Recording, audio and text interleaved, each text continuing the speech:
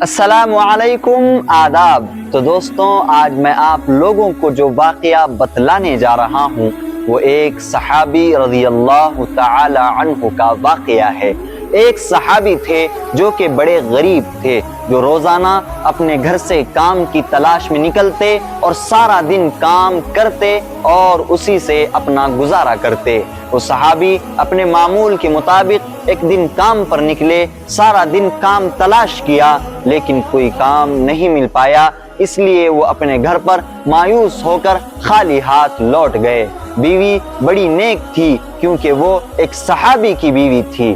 بیوی نے کہا کہ آپ آج کچھ نہیں لائے؟ شوہر نے کہا میں نے سارا دن کام تلاش کیا لیکن کوئی کام نہیں مل سکا، اس لیے میں خالی ہاتھ لوٹ آیا۔ تو بیوی نے کہا کہ کوئی بات نہیں، آج ہم بھوکے سو جائیں گے۔ لیکن شوہر کا دل کہاں مطمئن تھا۔ شوہر کو یہ خیالات ستا رہے تھے کہ یا رب، میں تو مرد ہوں، میں بھوکے پیٹ سو جاؤں گا، لیکن میری یہ بیوی جو کہ بڑی کمزور ہے، نہ جانے یہ کس طرح رات گزارے گی بھوکے پیٹ۔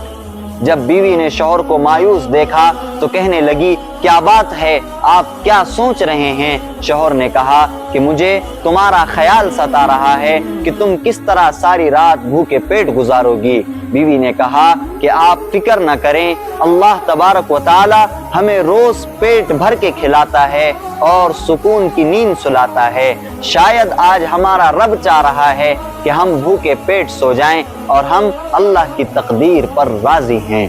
جب بیوی کے منہ سے یہ الفاظ سنے تو وہ صحابی بڑے خوش ہوئے اور سکون بھری نیند سو گئے۔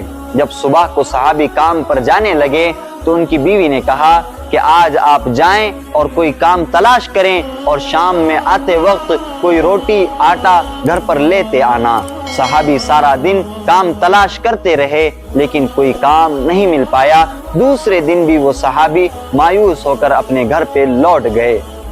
بیوی نے کہا کہ آج بھی آپ کو کوئی کام نہ مل سکا، تو صحابی مایوس ہو کر کہنے لگے کہ آج بھی میں خالی ہاتھ گھر پر آ گیا، کوئی کام نہ مل سکا۔ تو بیوی نے کہا کہ ٹھیک ہے، ہم اللہ کی تقدیر پر راضی ہے، آپ فکر نہ کریں۔ لیکن شوہر اپنی بیوی کے لیے بڑے فکر مند تھے اور کہنے لگے کہ میں کسی کے پاس سے قرضہ لے کر آتا ہوں، تم اس کی روٹی آٹا بنا لینا اور ہم اسی سے گزارا کر لیں گے۔ بیوی نے کہا کہ اللہ تبارک و تعالی ہمارا امتحان لے رہا ہے اور ہم اللہ کے علاوہ کسی کے سامنے ہاتھ نہیں پھیلائیں گے، کسی کے در پر نہیں جائیں گے۔ اور شوہر کو بیوی نے منع کر کے گھر پر روک دیا۔ شوہر ساری رات گزارنے کے بعد تیسرے دن صبح کام پر جانے لگے تو بیوی نے آواز دے کر روکا اور کہنے لگی مجھے پتا ہے کہ آپ بڑے تقوی والے ہیں، آپ بڑے امانت دار ہیں، آپ بڑے ایماندار ہیں، آپ اللہ کے نبی کے صحابی ہیں، آپ سے مجھے امید ہے کہ آپ حرام کاری کبھی نہیں کریں گے، لیکن مجھے یہ بھی پتا ہے کہ آپ مجھ سے بہت محبت کرتے ہیں، آپ میری محبت میں کوئی غلط قدم نہ اٹھا بیٹھنا اور گھر پر کوئی حرام کا لقمہ نہ لے آنا۔ میرے بھائیوں، اس واقعے سے ہمیں یہ سبق ملتا ہے کہ صحابہ نے اپنے گھر والوں کی کس طریقے سے تربیت کی تھی کہ وہ فقر و فاقے میں زندگی گزار سکتے تھے لیکن حرام کا لقمہ انہیں گوارا نہیں تھا۔ میرے بھائیوں، اس لیے ہم اپنی زندگی کو حلال طریقے سے گزاریں اور حرام کے لقمے سے اپنی اور اپنے گھر والوں کی زندگی بھر حفاظت کریں۔ انشاءاللہ آپ لوگوں سے پھر ملاقات ہوگی ایک نئے ویڈیو میں نئے واقعے کے ساتھ۔ السلام علیکم ورحمۃ اللہ وبرکاتہ۔